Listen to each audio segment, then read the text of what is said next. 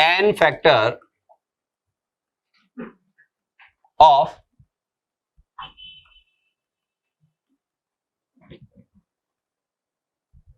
Oxidising agent या reducing agent.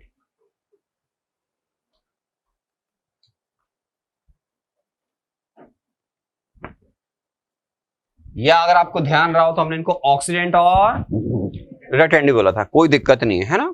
हमेशा ध्यान रखें ये 1 मोल या पर मोल पे डिफाइन किए जाएंगे। अब आपको मालूम हो जाना चाहिए कि ऑक्सीडाइजिंग एजेंट क्या करता है और रिड्यूसिंग एजेंट क्या करता है। तो इसी बेसिस पर मैं इनके एन फैक्टर को जब डिफाइन करूंगा तो एन फैक्टर का सिंपल मतलब देखिए, मतलब ये सब्सटेंस इलेक्ट्रॉन गेन करता है, कौन? ऑक्सीडाइजिंग एजेंट जिसका अदर नेम है oxidant. So number of moles of electrons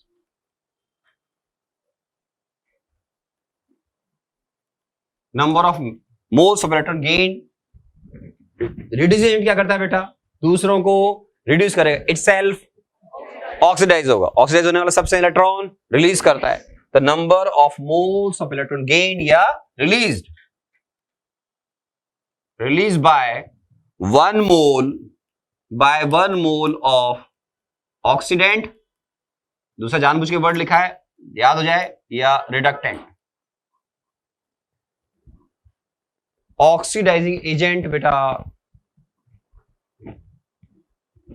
खुद रिड्यूस होगा, तो आपने दोनों के लिए एक ही लाइन में डिफाइन कर दिया, बड़ी अच्छी बात है। एक रिलीज करता है, गेन करता है, याद होना चाहिए।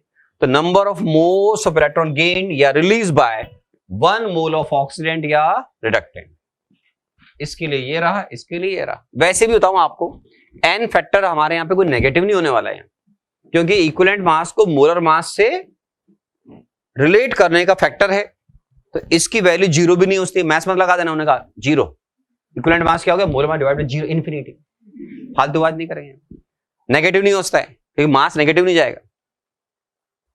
एन फैक्टर लेकिन फ्रैक्शनल हो सकता है, एग्जांपल कोड करेंगे, आगे सीखेंगे। जनरली 1 2 3 4 ऐसे जनरली होते हैं, 1 2 3 4 5 6 इस तरीके से। बट कई केसेस में ये एन फैक्टर आपकी रैशनल वैल्यू या फ्रैक्शनल वैल्यू आएगी, क्योंकि एन फैक्टर पर मोल पर डिफाइन होता है।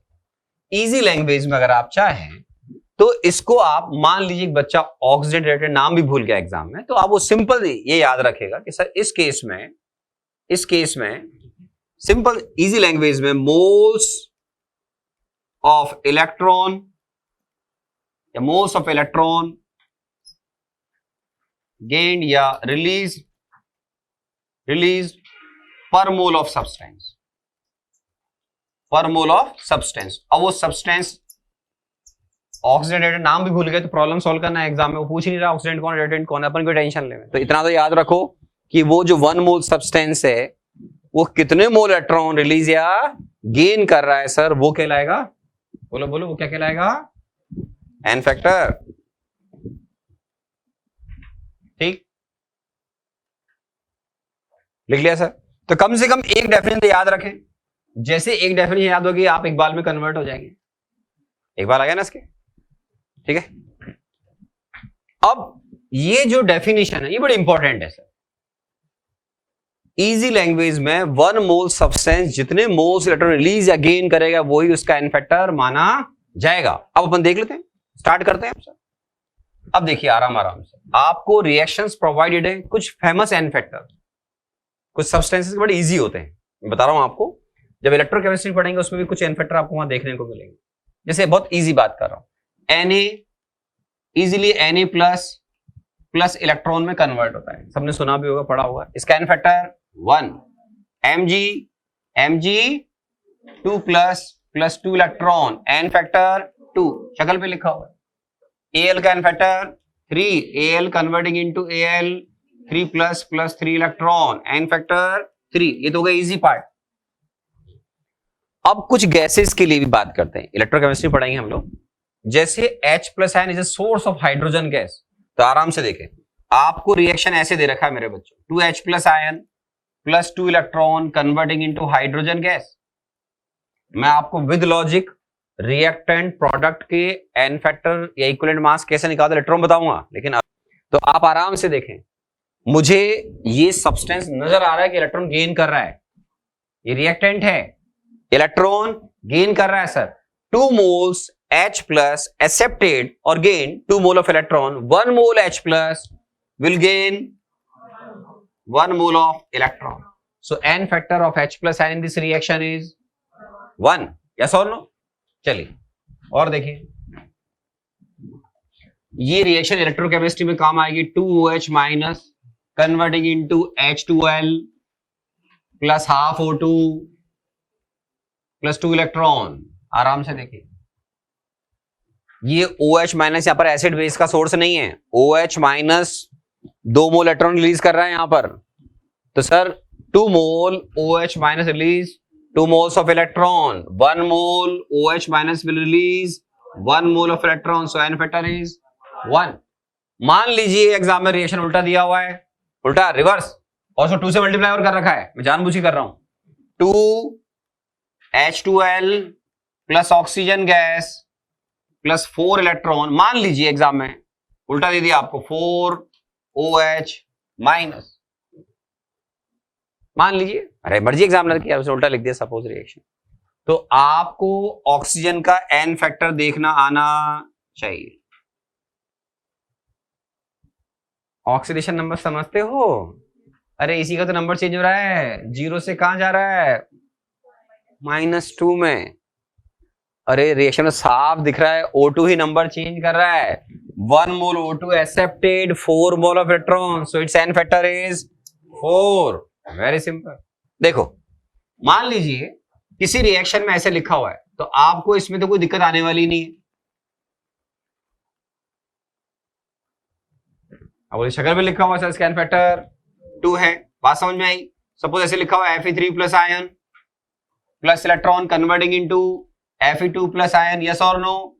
अब समझ में आएगा इसका एन फैक्टर केवल 1 है। अरे हाँ तो कर दो, यस सर, है ना? और सुने सर, जैसे मान लीजिए अब आपके पास कोई कंपाउंड है, उसके बारे में कुछ इंफॉर्मेशन दे रखी है कि सर सपोज करिए आपके पास Fe2O3 है। Fe2O3 में आयरन का नंबर क्या है आप मुझे बताओ, ऐसे पूछ रहा हूं मैं तो आपसे। आयरन का ऑक्सीडेशन स्टेट क्या है जी? +3 पक्का? हाँ तो करो। अब सपोज करो ये ऐसे एग्जाम में लिखा हुआ है, या पता लग गया आपको कि Fe2O3 रिएक्ट करेगा तो Fe2 प्लस में जा रहा है, तो इसका एन फैक्टर आप कैसे दिख बताएंगे? यहां सीधे सीधे 1 मोल दिख रहा था, अब इधर देखो आयरन का ऑक्सीडेशन नंबर है यहां पर, बोलो बोलो +3। 1 मोल Fe +3 से +2 में जा रहा है, but this compound containing 2 mole of iron, 2 mole of iron, so 2 mole Fe present in Fe3 plus will accept 2 moles of electron converted into 2 moles of Fe2 plus। वो तो अपने आप समझना होता है, बैलेंस करना होता है। आप इधर देखो बस, तो इसका एन फैक्टर 1 into 2 ऐसे लिख रहा हूं, रीजन समझा रहा हूं। +3 से +2 में जा रहा है, चेंज 1 का हुआ, 1 का हुआ, but 1 mole this compound containing 2 mole of iron, so it's an factor is 1 into 2। ये 1 मोल Fe2O3 जब रिएक्ट करेगा किसी और सब्सटेंस से और कन्वर्ट हो रहा है Fe2 प्लस में, तो इसका एन फैक्टर कितना आना चाहिए?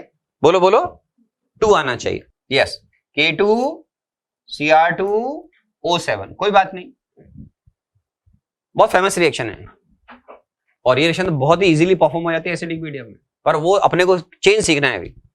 इसका ऑक्सीडेशन नंबर +6, जिसका ऑक्सीडेशन नंबर का आगे जिक्र ना हो उसकी तुमको फिक्र नहीं करनी थी एग्जाम में। अरे तुम बोलोगे पोटेशियम क्या हुआ सर? यह आपको रिडॉक्स में याद करना पड़ेगा। पोटेशियम डाइक्रोमेट जब नॉर्मल रिडॉक्स में पार्टिसिपेट करता था Cr +6 से +3 में जाता, याद भी करना पड़ता है। हाँ एन फैक्टर देखें, चेंज कितने का है? 3, लेकिन 3 into 2 करना पड़ेगा। Why? Because 1 mole this compound containing 2 moles of chromium, so overall 1 mole K2Cr2 accepted 6 mole of electron, so its n factor is 6। Suppose करो जैसे ओजोन है, ये किसी रिएक्शन में H2O में कन्वर्ट हो रहा है, बस तो कोई दिक्कत नहीं है। ओजोन में O का नंबर 0, इसमें नंबर -2, बस इतना इंफॉर्मेशन है। तो इसका मतलब इसका जो n फैक्टर है वो 3 into 2 6 होना चाहिए। 2 को 3 से मल्टीप्लाई क्यों किया? Because 1 mole O3 containing 3 moles of oxygen atom. 1 mole O 0 से -2 में जा रहा है, इसका मतलब 1 मोल O accepting 2 moles of electron. 3 mole of O will accept 6 mole of electron. है ना भाई, रिएक्शन पूरा नहीं दिया तो धीरे सीख जाते हैं, है ना. ओके ठीक है. और देखिए सर इसके अंदर जैसे मान लीजिए आपको दे रखा है CuS converting into Cu2 plus SO2. Suppose करो ये आपको दे रखा है एग्जाम कि सर ये रिएक्टेंट है, किसी से रिएक्ट करेगा, SO2 गैस बन गई समथिंग. तो आपको आना चाहिए कि यहाँ सल्फर का नंबर -2, कॉपर का नंबर +2. अब सल्फर -2 से कहां जा रहा है बेटा? SO2 का मतलब सल्फर का number +4. So change in number 6 -2 -1 0 1 2 3 4.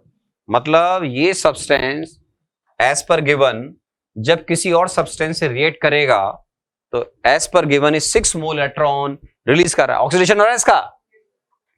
Oxidation भी गिवन कंपाउंड में एक एलिमेंट का हो रहा है. ये भी केस कराऊंगा भी नेक्स्ट क्लास में कि गिवन कंपाउंड में दो एलिमेंट भी नंबर चेंज कर सकते हैं सर. अभी तो आप गौर से देखो इसमें एक ही नंबर चेंज कर रहा है. कौन? कॉपर नंबर चेंज नहीं कर रहा है. कौन चेंज कर रहा है? सल्फर. हाँ जी सर. एन फैक्टर बोलो 6 में समझ में आता है, देख लिया. ओके. इसके अलावा मान लीजिए आपको ऐसे दे रखा है Na2S2O3 कन्वर्टिंग इनटू Na2S4O6. तो आपको पहले तो ऑक्सीडेशन नंबर निकालना चाहिए, एवरेज नंबर जो भी बताते हैं. देखो यहां पे सल्फर का नंबर सोच के बोलना, सोच के बोलो सल्फर का नंबर. यहां पर मान लो किसी बच्चे को नहीं मालूम है तो बोलेगा सोडियम का सर 1 + 1 × 2. सल्फर का नहीं मालूम 2 × X लिखा. 2 × X क्यों लिखा? 1 mole this compound contain 2 mole of sulphur +3 क्यों लिखा? O के लिए. O का नंबर बताओ. -2 इज इक्वल टू 0 क्यों किया? Compound is electrical neutral. Total charge किसका हो गया? सोडियम आयन का. Total charge sulphur. Total charge यहां से X कितना आ रहा है? +2 आएगा बेटा. आराम से चेक कर लो. यहां ऐसे सेम चेक करो, साफ दिख रहा है. 12 और 2 डिवाइड बाय 4 करोगे तो आपका 10 डिवाइड बाय 4 कितना आएगा? 2 पॉइंट आएगा. अब एन फैक्टर कितना आएगा सोच के बोलना. इसका एन फैक्टर कितना आएगा सोच के बोलिए. एन फैक्टर +2 से +2.5 5/2 जा रहा है. चेंज है 0.5 का. चेंज 0.5 का.